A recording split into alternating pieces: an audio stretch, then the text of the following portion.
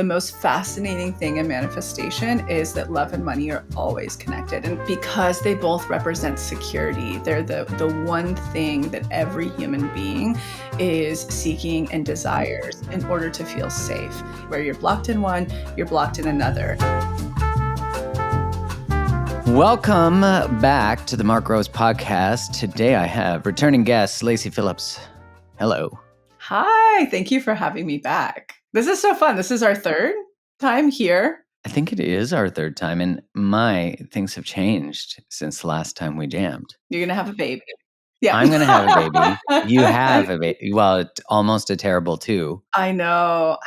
And we're there too. We're definitely, it's so fascinating, right? Because so much of my work is inner child and shadow based, like your work. And so it's going to be fascinating for you to go through this rather than just a normal, ordinary parent, because you have so much education around that you're really, I find myself like you're really trying to preserve that for them, like a really healthy, authentic self, a really healthy self-worth, while also, being able to experience boundaries, et cetera. And I feel like I'm in a really good flow with that, with her, and a lot of communication, a lot of conflict resolution for my partner and I in front of her, because post her, I've been much happier with him.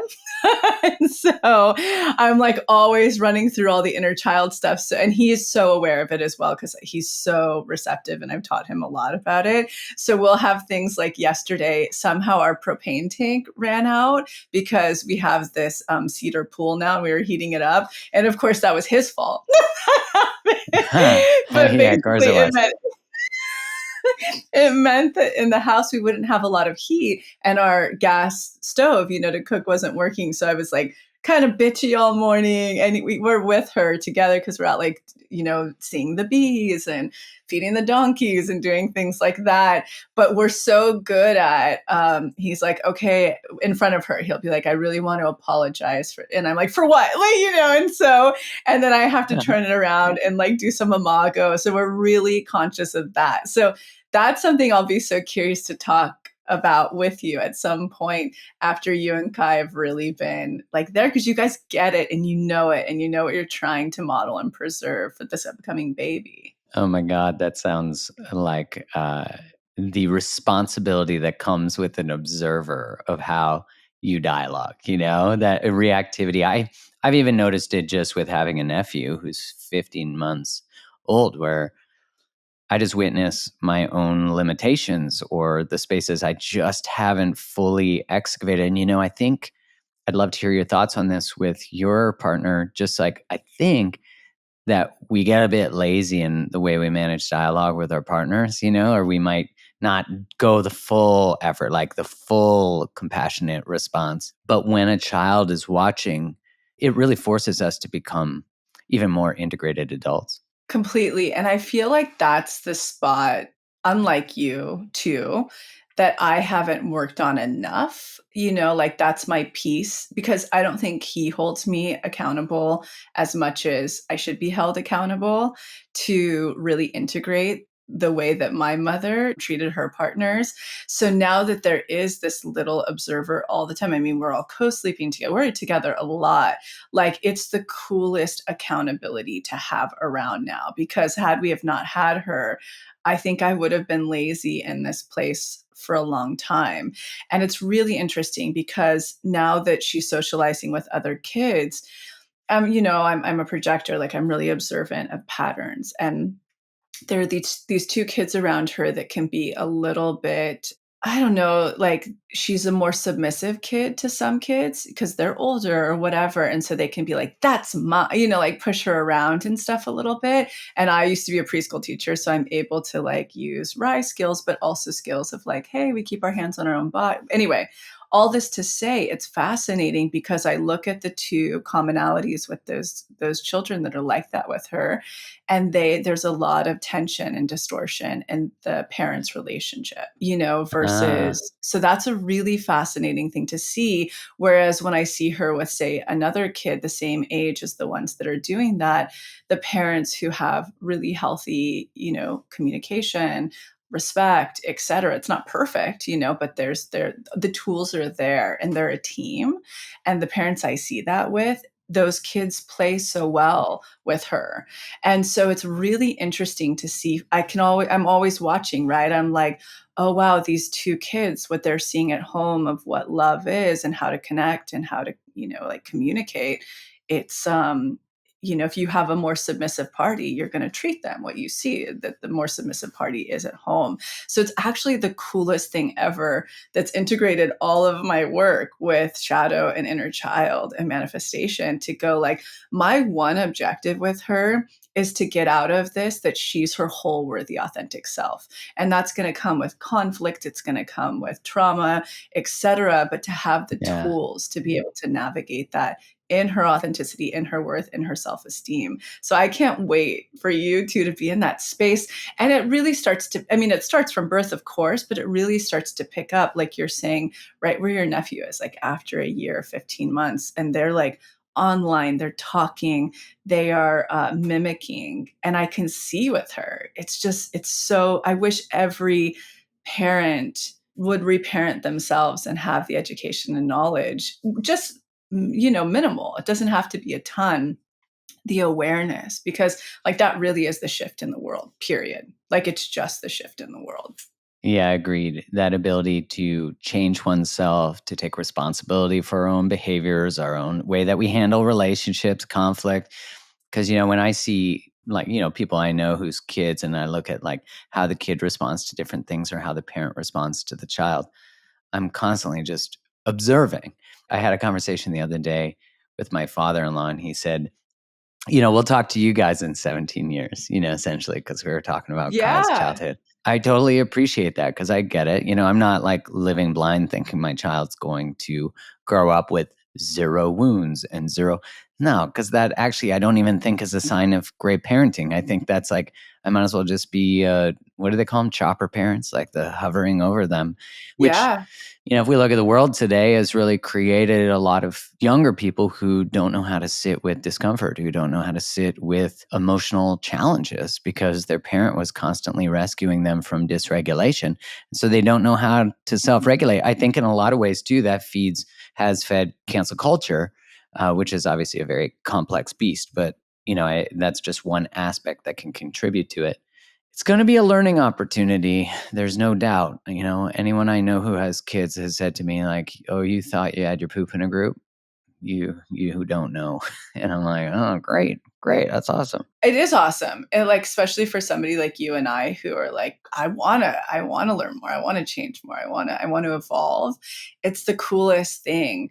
And I think, the direction that you two sound like you're headed in, I would say like what's been the most magical piece of it is having land and space. Like the nature. Yeah. When I was speaking to like Gabor Mate last year, and that was his big thing. He was like, nature, nature. And we know that. We all know that. That's what we come from. That's what we are. But like, it gives us room to slow down enough to witness, like, oh, I was having what was happening the other day. I was really upset about something. I can't remember. And I was crying, and she was like, "Mommy's sad." She's really about processing sad. Like sad's a big one for her. She like loves the sad pumpkin book. She like of all the emotions, that's one she likes to process. And we got to go outside and like I like to teach her like how to regulate. Like you're saying, it's like, let's look at the leaves. Do you hear the wind? What do like that stuff, like really a lot of somatic. Like I'm trying to give her those tools because she's very vata like I am. When things get up, they get up and up and up and up and up, And so I like to be able to give her those tools to ground. But while we're outside and we're doing the somatic and having the space and the nature, I could be like, yeah, mom was feeling really sad about this. And this is why. And like to really communicate it to her. So she has those tools. And a really interesting thing to play on what you just said, like, so my partner Max, his aunt and uncle, we love them. Like out of the whole family, I would say they're our expanders, like how they live their relationship, how they parented. And they're up against a really fascinating thing. You know, they're both therapists, in fact, and they're both therapists, and they raised their daughter in not a weird therapist way. A lot of like what we're doing and what you'll be doing and what we're talking about. Because I find that sometimes therapists really fuck their kids up, I'm sure we get this. Yeah. And they didn't. And so, but the fascinating thing that they're up against, their daughter's in college. I think she's 20 now. She's maybe 19 or 20. And her big way to individuate and to rebel against them, because it's the mom that's like, if she wanted to get a tattoo, she's like, I'll take you. You know, it's that kind of parent who just really showed up and supported, but didn't helicopter, talked about feelings, gave tools, gave all of that. What her daughter says to her, she's like, I don't have any trauma. I can't relate to anybody. Like, I don't, Oh God. it actually Yeah. feels so, and her mom will be like, tell me about that. How does that feel? And she's like, how annoying must that be to be the mom that's saying that? But they can laugh and they can joke about it. They're like, oh, wow, we raised a really healthy, self-esteemed person who actually, it's really hard to connect with people because she hasn't been through anything like that traumatic. So it's actually a really fascinating balance, and like what you're saying, to experience the world and not be rescued, which I don't think they did for her a lot. I don't think they rescued her a lot, but they did keep her self-esteem and everything pretty intact. So that must be interesting, to walk into the world and be like one of these more consciously raised children that's like changing the shift, but not being able to like be met with all these other kids that are just totally like getting drunk to check out and numb and da-da-da and sex and blah, blah, blah. And she's like, yeah, I want to do those things, but there's also a part of me that kind of knows like why I don't want to do them all. But, like she gets it. She's not trying to numb out. So how interesting that must be, to be surrounded by a lot of wounded people and not know how to like connect on that point. As you know, I eliminated the use of caffeine, and now I've reintroduced it just a little bit in me choosing how it participates in my life, which I like being in control of my relationship with any substance that stimulates me and my mind. And add to that I really wanted to find something that allowed my brain to perform at its best possible level. I'm in conversations all the time. I'm recording videos. I'm doing podcasts. And so I need to be at the highest performance I can possibly be. So I've been exploring things like nootropics and adaptogens, and recently just brought on board Cured Nutrition. I absolutely love this company. I love its origin story. It's fully aligned with my values and the integrity to which I want to live by. The product that I love is called Rise, and it's a nootropic that's formulated by their in-house clinical herbalist. And it contains a blend of lion's mane and cordyceps mushrooms, rhodiola, ginseng, and a broad-spectrum CBD. I love this product. It has allowed me to have greater mental clarity and performance. There's no caffeine in it, so in that time of that midday coffee, I don't have to take it. You get no jitters, you get no crash, and you're getting those functional mushrooms, the adaptogens, and the cannabinoids. And it leaves your brain on fire, and your to-do list just gets crushed. So this company, as I mentioned, I love, and they are extending an exclusive offer to you, my listeners. You can go grab Rise and any of their other products for 20% off. Just go to www.curednutrition.com/createthelove and you use the code createthelove at checkout. Once again, that's CURED nutrition.com/createthelove and use the code createthelove at checkout to save 20%. Remember, that product is called Rise and it is incredible. Recently, I had Sherveen on the podcast, who's the founder of the supplement company Symbiotica. And I discovered Sherveen far before I discovered the supplement company. And I just fell in love with how he lives his life with such integrity and intention. And it made me dive deeper into his products. I kept seeing the brand pop up everywhere.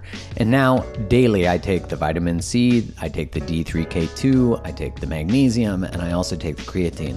But they have a whole lineup of products. The reason I love the company is they design sophisticated, organic, nutritional formulations that are scientifically proven to increase vitality and longevity, and they really fill the nutritional gaps that most of us have from our typical modern day diet.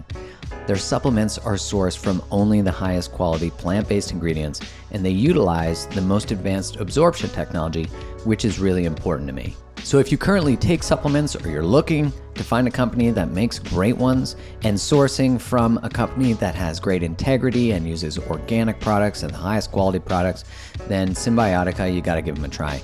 So if you go to Symbiotica.com and you use the code GROVES at checkout, you get 15% off. So you just put in my last name, GROVES, you get 15% off anything. I mean, they have so many different supplements. I'm sure there's the right fit for you. And you can get up to 45% off when you bundle a few products. So try out a few of them and see which ones you like. So again, go to Symbiotica.com, use the code GROVES at checkout, and you'll save some money.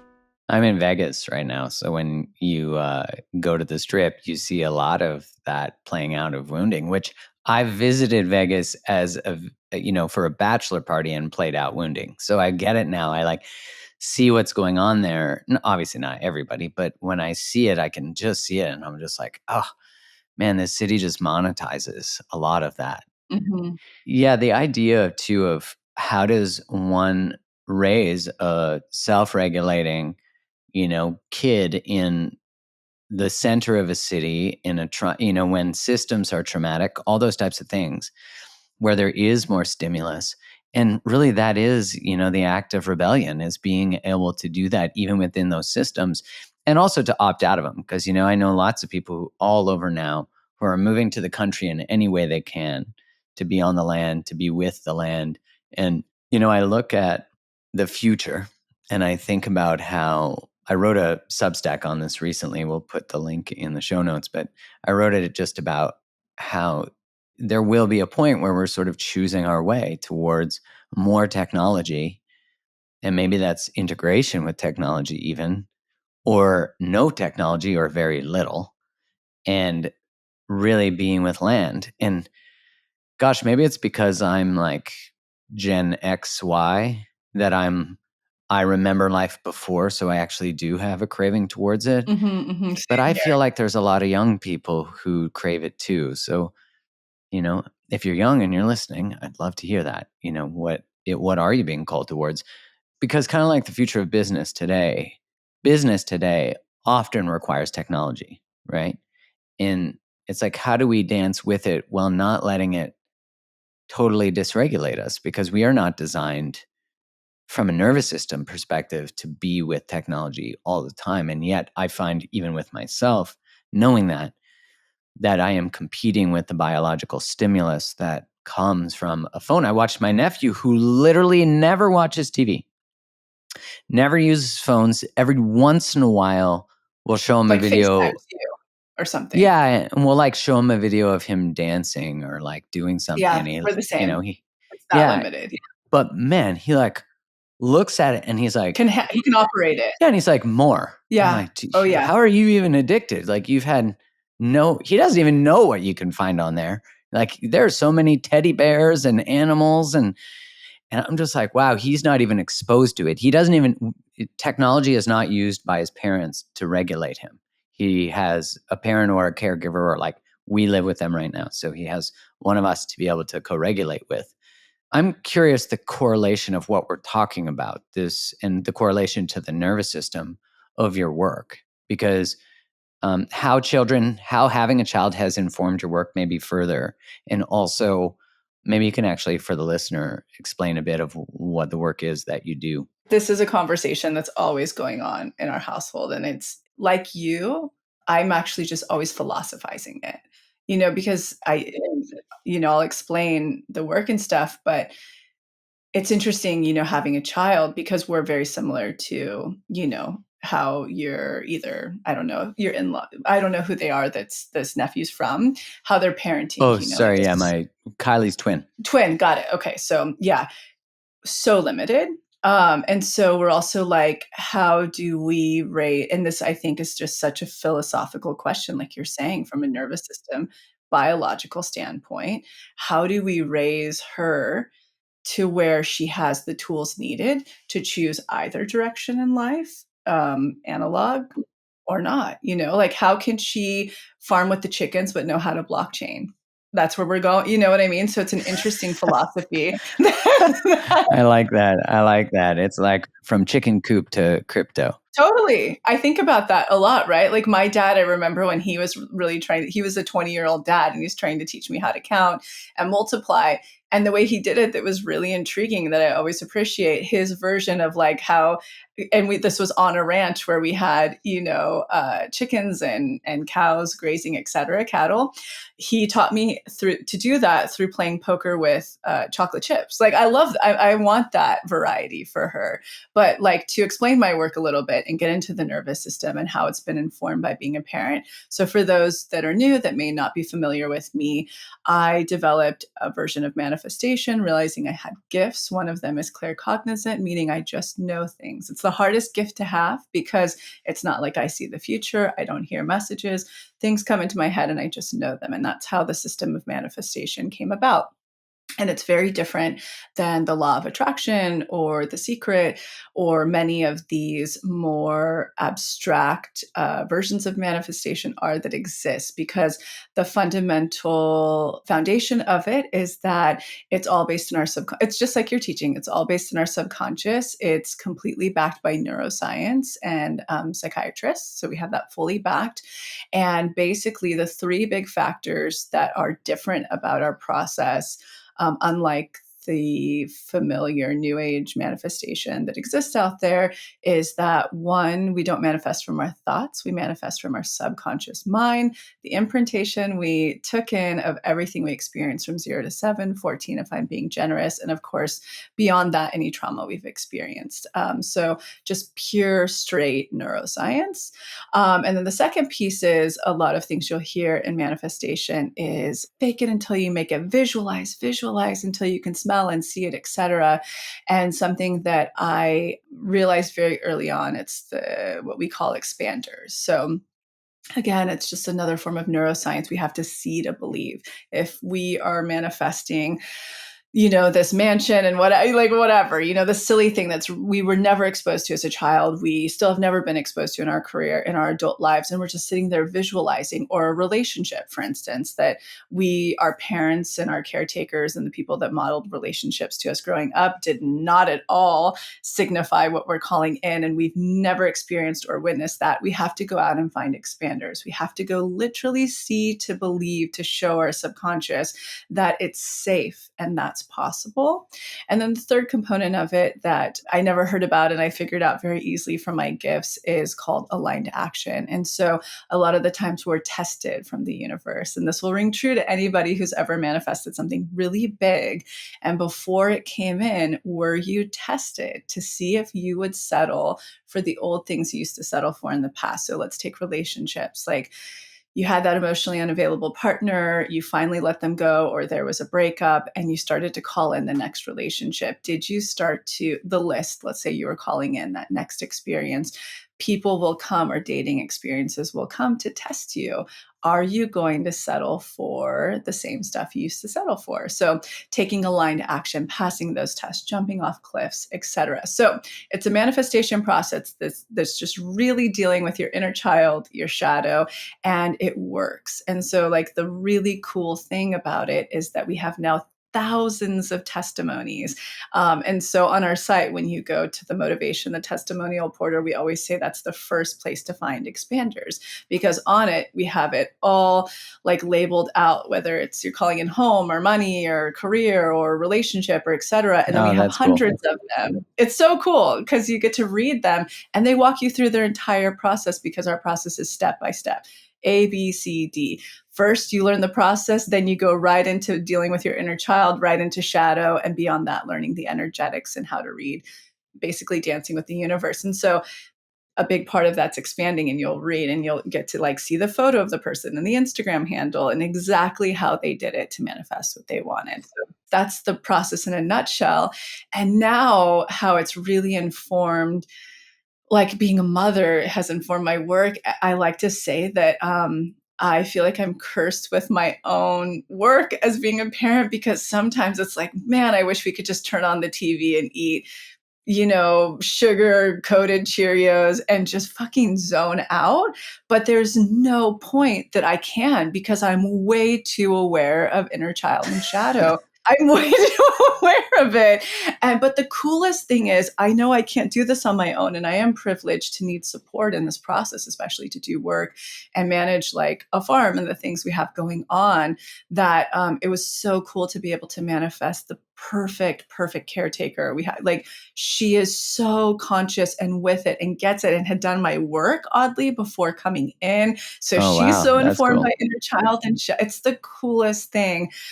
So like Gabor Mate, what I really appreciated is he really like talks about the village and any archetype hunter-gatherer parenting, philosophy will talk about that. And she really does have the village around her that can like show up and support her in our blind spots, and we all do that for each other, and it's just really cool.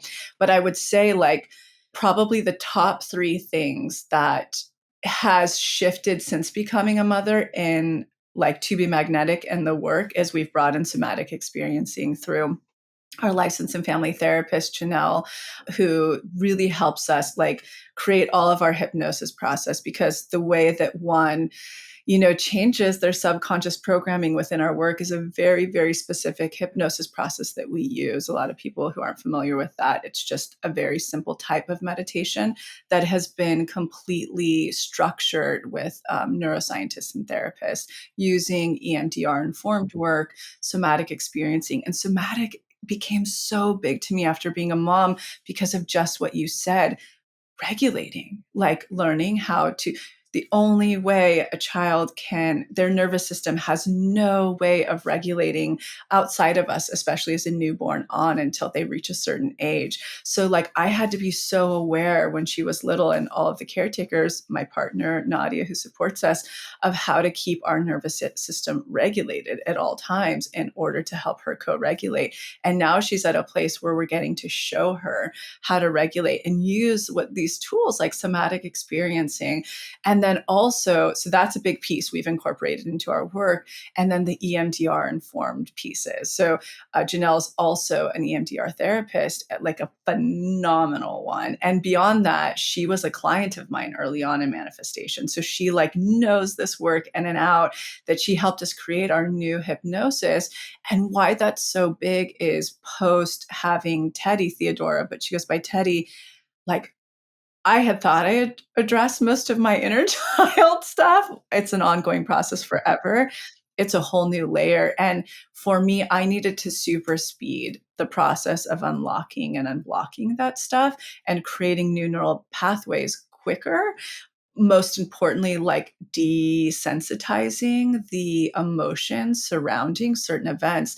And I found EMDR to be just one of the fastest. I've practiced it for a long time, but post being a mom, I'm like, that is so important. So we're able to work with Janelle to incorporate that into all of our hypnosis process. And now we're able to incorporate like the journaling process that one does within our work with that. So it's very therapeutically informed, I guess is the best way to put it. So a lot of people will say like, whoa, your new deep imaginings are a whole new thing. It feels like 10 years of therapy in one session. And I'm like, yes, it's working. So I hope every parent does this. And of course, anybody who wants to manifest anything in their lives. Well, I think so many of the people listening want to either manifest relationship, a healthier life in general, money. It feels like the common human desires are like the love we've always desired, right? The one that which I think is different than the one that were sold by Disney or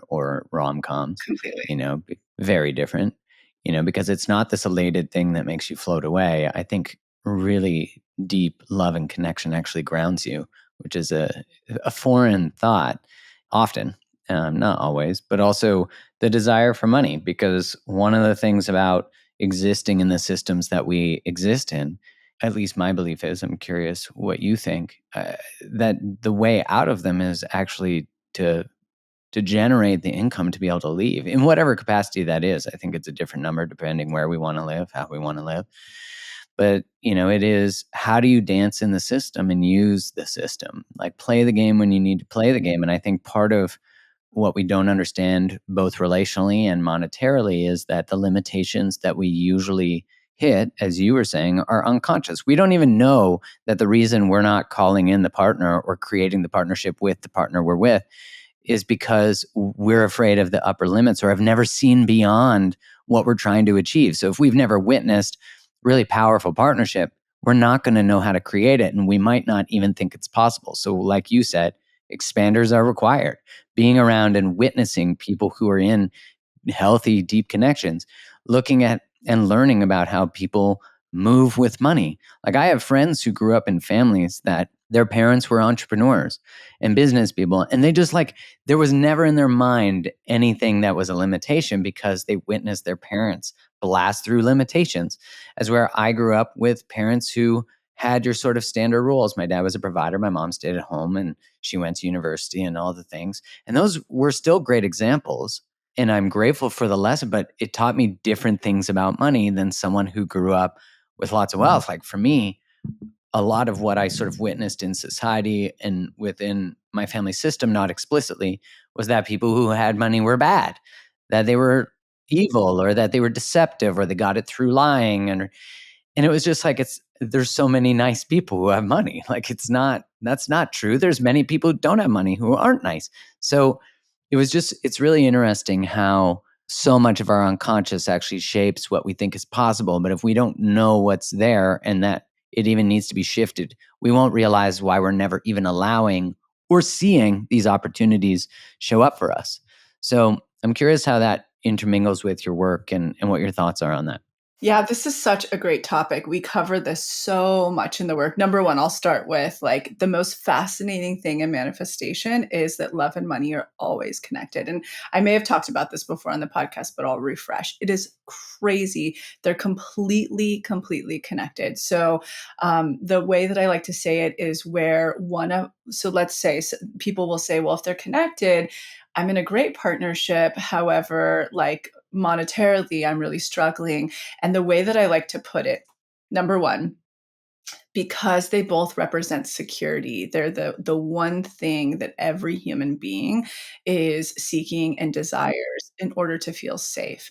It's being loved and experiencing the give and take of actual love for who you are, and then what money, let's call it, represents as security in our society. And so the two are completely connected. Where you're blocked in one, you're blocked in another, even if you're in this quote unquote amazing relationship, but not in the career or salary you want to be in, or the dream or the whatever. And the way that I like to say that, if someone's taking inventory right now of where you fit, maybe you're feeling lack in both, maybe you feel like you have abundance in one and you don't in the other. The universe's only intention ever for us, ever in this lifetime, we all came onto the planet completely whole, worthy, and authentic. And then through pain, shame, and programming, we developed what we all know as like our mask and our shells, that we're always having to take the layers off of the onion, right? And so the love and money connection is like such a beautiful playing ground to really witness the blocks of this, because what the universe is called, like, the universe likes to take what people are most motivated by. Its only intention is to get us back into our whole, worthy, authentic selves. So it likes to take the place where people are most motivated to really do that testing, really do that dance, to have you no longer settle for what you used to in the past in order to grow into your authentic soul, whole, worthy thing that you came onto this planet to have, be, and do. And so, when people are like taking inventory and they're thinking like, oh, I have abundance in this one area, or I don't, or maybe I have lack in both. The universe, knowing that two areas we're most motivated by, love and money, because it's the things that we need the most in order to feel connected and safe and secure in the world, or on this human plane, it will mirror exactly what you're blocked in one in order to look at the other. So, like, let's take a friend, for instance, had brought up this example of her really close friend, and at work he works for a studio. He makes over 500,000 a year. He's really abundant, but in love, yeah, he's been in partnership for a long time, but it's not a deep connection. It's not a soul connection. The communication, they're like open relationships, seeing other people, like it's just messy. Like he would say, "Well, no, I'm not blocked in money." So if we look at him as a whole, he came from wealth, he came from success and his parents. So to him, it's no problem. Like he saw growing up that, oh, I could be in a position of success and have wealth. So I ask him like deeper, okay, so the job you're doing, or this would be the inquiry, the job you're doing, yeah, you're making over 500,000 a year. It's a successful job. Is this your dream? Are you happy? Is it, let's take it to the relationship realm. Is it intimate? Is it meeting your needs? Like, is the communication great? And he's like, no, no, no, no, no, no, no, no, no, no, no. And it's like, yeah, the universe, there you go. That's the connection where you're blocked in one, you're blocked in the other. And the universe, the invitation that it's continually going to be playing with is it wants you to get into your whole worthy, authentic, like soul space of those two experiences in career and in love. And like you're saying, it doesn't mean it's the Disney myth.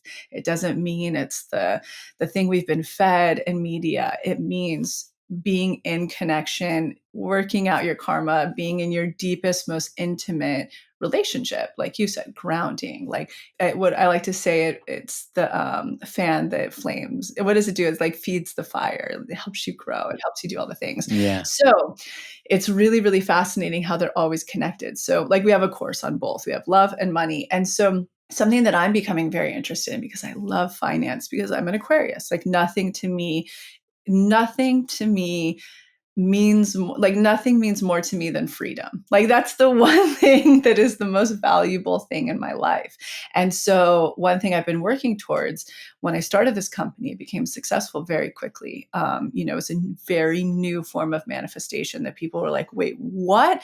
This makes all the sense in the world to me. My like negativity, I don't have to worry about that anymore. Like it's actually the roadmap to unblocking the thing that's keeping my manifestation away. So it really took off.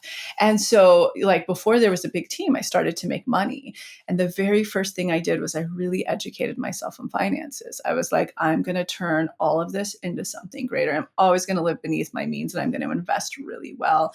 And so, something that's become really interesting to me is diversification. We see that in finance. Like, always be diversified. And so I've worked really hard to get to the point where through my real estate and my investment portfolio, I'm really diversified. So like if my company fell apart tomorrow, it's fine. Like I'm okay. I'm totally fine. And so that's something I'm really starting to lean into and play with, because even though we teach people the energetics of money, and again, like going on the site looking for expanders, you can read gazillions of testimonies of like people who have manifested more income, their careers they want, like unbelievable salaries, blah, blah, blah, blah, blah.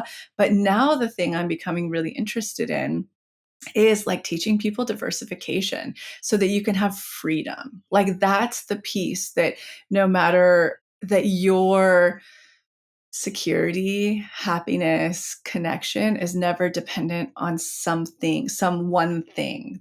You have many baskets that can help. And so that's something I'm starting to play with and be like, who do I collaborate with on this like really fun manifestation money thing? But that's that connection. The love money connection is so big, and it's one of the greatest motivators for someone who, that's the thing I love about this work in manifestation, honestly. And I think what makes To Be Magnetic really successful is that there's a lot of work out there that's really beneficial for people. However, unless they're really motivated by a carrot, they're not going to do that work. And so it's honestly like people will say, yeah, I manifested the big thing I wanted, but like really the piece that was the best is that I really worked with my inner child and my shadow, and I healed all of these blocks, et cetera, et cetera.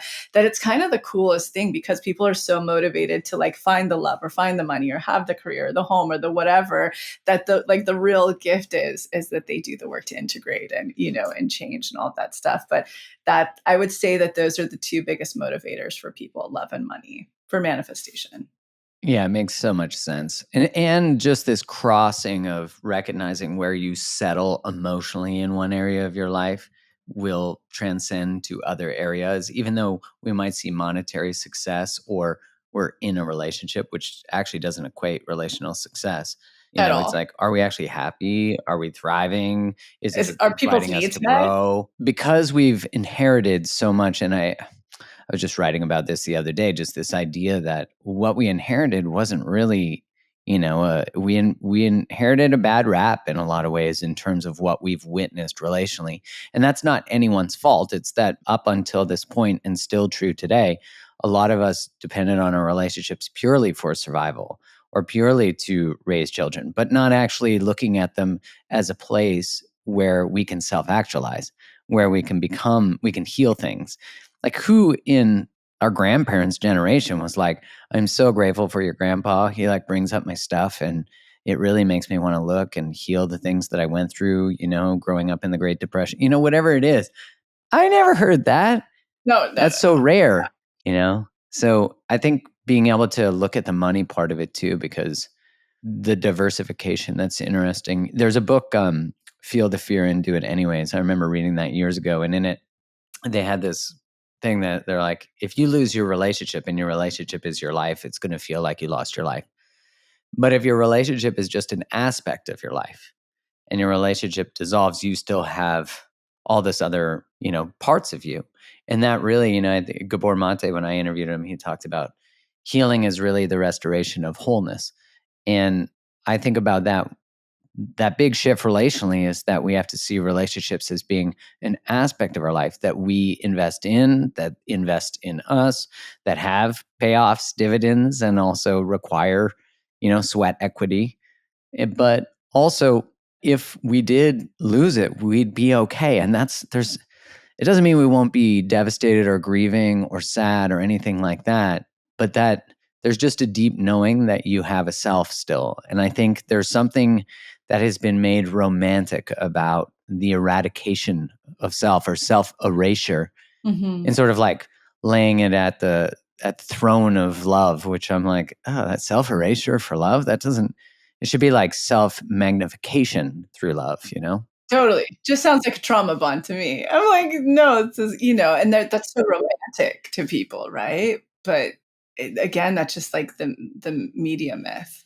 So, how does one, if they're doing this inner child work and beginning to look at, you named earlier the having a desire, but then looking at the test and looking at, so is there a process that we could sort of like cover for people that they can, maybe just follow and then and dive deeper into your work?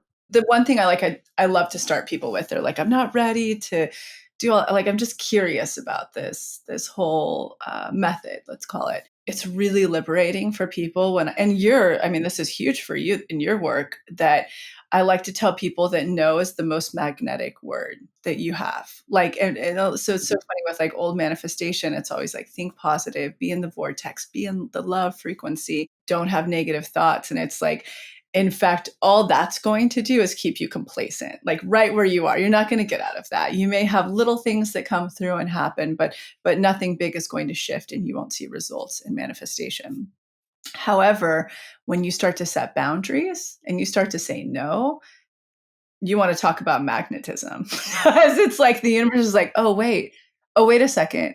You're no longer going to settle for all of the shit that you used to settle for in the past. And now you're going to say my authentic self and worth is the most meaningful thing in my life. Oh, cool. Let me start to connect you with some stuff that you want. Because if the universe's only intention is to get you back into your whole worthy, authentic self, all it wants you to do is pull off the onion layers. All it wants you to do is like really, really like reassess the pain, shame, and programming you went to get that's what the veil is. That's what it needs to get off you to really actually align with, oh, this is who I am. This is my purpose. This is what I'm here to do, be, and have on the human, plane and the human experience. And so like, that's one thing I always like to have people do. I'm like, just take a week of saying no to all of the shit that you do that you don't want to do. And obviously bigger stuff like quitting the job, et Ah, cetera, yeah. that takes time. And there's definitely definitely like a process to that. But like, let's take the little stuff that your codependency, your people pleasing is just going to do today, that it continues to do, and just take a week to say no. And then after you're done with that, come on over and like, there's a few like free things you can do that will blow your mind in this work that you're going to be like, okay. Like I'm ready to dig into this inner child, this shadow, and really get what I want. Like what those things are. Number one, like we have this free clarity exercise. And so it gives you a taste of like our hypnosis process. And it also just, it'll be this moment of where you're like, wow, I've never seen this version of myself before. I had no idea that this is what I wanted. Okay. Yeah. I want to know more about that. So like, do the no for a week, go in and try that exercise. And then after that, one of the second steps of manifestation, there's a few steps. It's like getting clear on what you want, making the list. Beyond that, you're going to start to look at like inner child, shadow, etc. You're going to learn about that. There's a concept of tests, like I talked about before. There's also pings, like the intuitive downloads you get, how to follow those, how to navigate those. There's a piece called the magic dark. So you learn about that, right? But anyways, like let's say you're not ready to engage with any of that. Like, come on over, do the no for a week. Come on over and try the clarity exercise and then start to look at expanders, because we all know that's a second step, that you have to do it in order to expand whatever you want to call in to see, to believe that it's possible, and go to the testimony section that we can link here and start to look at and read like the thing you're calling in the most, like how did other people do it, and that it's possible. Like, see to believe, oh, I relate to this person. If they did it, I can do it too. And I call that the aha moment. So that's a really big piece. And then, of course, like we have a podcast where literally our entire podcast is dedicated to educating this version of manifestation. So the cool thing about it is we always have one episode a month. It's called Explained, and it's where we'll break down the concept of tests, the concept of pink. It's a whole episode dedicated towards that. Another episode we have a month is called The Process. So it's where we actually bring on a real member who does the work, who manifested something big. We have a ton of them, like past archives that one can listen to, and they literally walk through the entire process of how they did it. So it's another version of finding an expander. But the starting point is like, just play with no. Just start playing with that word and see what starts to come up in your life and the magic that starts to happen from it. Yeah, I heard a quote recently that said, every no creates space for your sacred yes. Oh, love it. And right, Rachel Maddox is the person who said it, not the woman from CNN. What I love about that is just the power of boundary, like the power of creating space for self to become. And if, as you said, if we're codependent, if we're a people pleaser, which those two things really are so intertwined, we don't even know we've put so much energy into other people and then use that to source our self-worth, that we are not even realizing that through sourcing through other for worth and validation, we could take all that energy and put it into creating a self and some worth, so that we don't need other people's validation. Like, we become the validation we're seeking.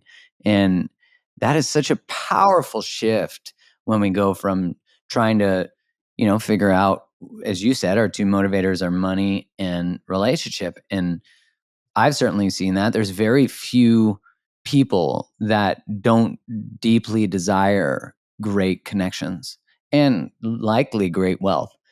So if we can use the desire for love and sharing love with other people, our children, because children, I mean, even if it's not a romantic partner that will motivate you, your relationship with your child can motivate you to become the best parent, to become the best example, to heal our bullshit so that we're not handing down a U-Haul truck filled with baggage, that someone handed to us. But like, at some point, the work has to be done. And I love that you correlate that the work actually not just will benefit in terms of you feeling healed, witnessed, seen, but you can actually use that work to create, which is a different way of seeing it. Like, if I said to someone, hey, do your inner child work, and they're like, ugh, gross. But if it's like, hey, actually, if you do this work, you'll be able to create love and abundance. Yeah, truly. And it's like such a funny thing because, I think of myself who is a codependent, like recovering and people pleaser. So many Welcome of to the us group. are. Everyone sort of falls on the spectrum, or they can be on the Me other too. Yeah. spectrum of narcissism, right? And so, which is all of them are just based in trauma. That's it.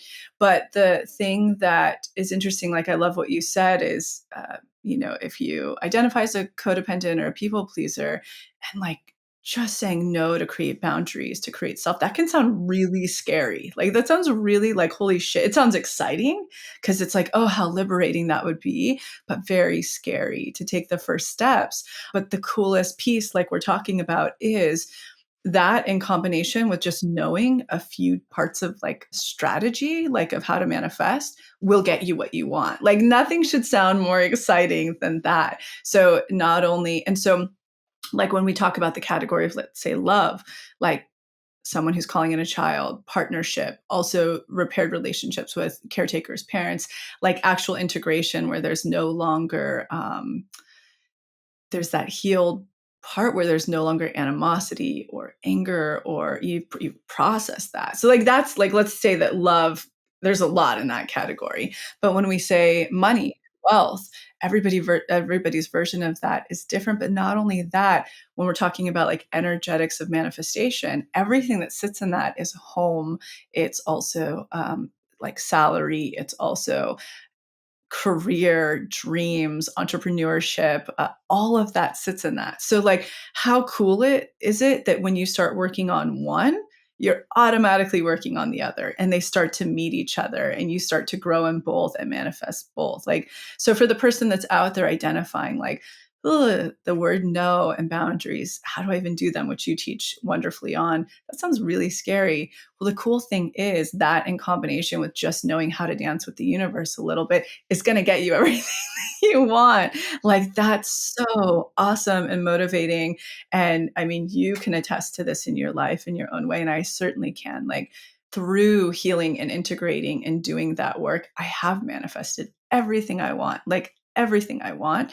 And the coolest thing is now, it's like you're saying, I literally like generational trauma stops here. Like I'm doing that for Mm. my child, but also like for everybody in the past. Like, and that's cool. And I love digging into that work and doing that. But like, what a gift. That I really believe that's the thing that changes the world. Like, whatever your political view is, or your thing, or your that, or this, or whatever, like, that's the thing that changes everything. Consciousness, it changes consciousness.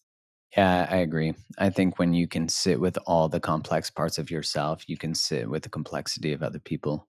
You're And the able world. to, yeah, you're able to sit with the understanding that all of us have our stuff, that some of us maybe are able to sit a little longer with it or be able to witness it and be curious about it rather than reactive to it, which, my God, that is the work, right? It's like when I feel defensive or reactive to something Kai says, which I haven't done that yet, exhausted. I can't wait to experience that because, after you have a kid, I know Oh, you're yeah. generally right. So I'm going to have to dig deep into the emotional reserves. But the beauty is you start to see that you start to rewire your brain of what's possible. And the same is true of saying no to a pattern when we're dating, or saying no to our own pattern of how we react, or saying no to a pattern of how we witness money, or we notice an unconscious thought coming up that normally we would have just let go and it would decide our life, it would decide our future. And we do this all the time. And it's like, man, if we could just become mindful of those things so we could change them instead of recreating. I think it's Tony Robbins who said, your biography is not your destiny unless you keep reliving it. And I think so many of us are reliving our biography or reliving our past. And one thing I love that you said, like in the mindfulness piece, because like we hear that word a lot, I do, like I've been practicing all forms of spirituality, meditation, etc.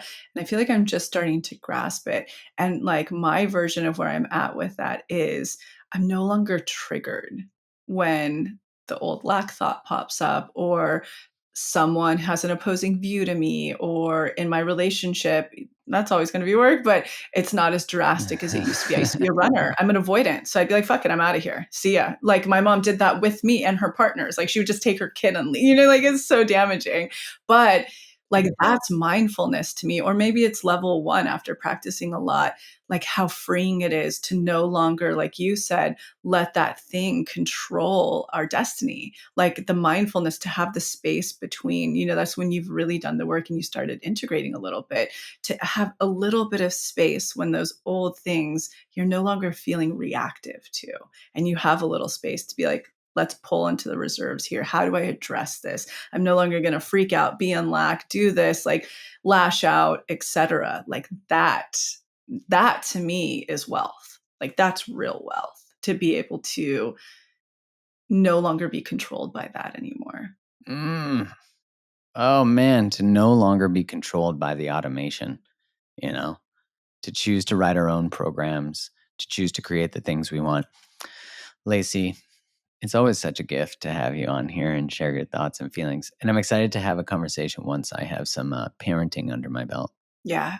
I want to like have a convo at that like 2-year mark where I'm like, let's geek out about this. Like let's dig in deep, Oh because man. I'm definitely not in a place where I'm at all ready to like engage or write like parenting stuff yet. I think that to me it'll definitely be like there'll need to be a lot of hindsight. But it is something like I love to geek out with fellow parents who are like deep in the work. Like you get it, like you're deep in the inner child, deep in the shadow, somatic, etc. Like it is such a fun conversation to learn how to navigate and strategize and be present and be there and make mistakes. It's just so fun. So I can't wait to have that conversation soon. And I'm excited you guys are embarking on this. Ooh, it's so soon. I'm curious, for the people listening, where can they find more of you, more of the stuff that you spoke about too? And for you listening, we'll make sure we put it all in the show notes. Yeah, number 1, go check out the podcast. Like that's just the perfect. We always like I'll have Jessica link Manifestation 101. So you just understand what it is, what we're talking about, etc. Second, again, go look at the testimonies and start expanding, start seeing to believe what's possible. Third, try the free clarity exercise. It's right on the front page. You can find it, no problem. And see if this is even for you, if it vibes, if it fits. We always have, obviously, our social media as well to be magnetic, but the podcast is like the real place to absorb all of the information. Beautiful. All right, we'll make sure we link it all out. Once again, appreciate you coming back on, and look forward to doing one on manifesting good parenting. Yeah. Thank you so much, as always, Mark. This was great.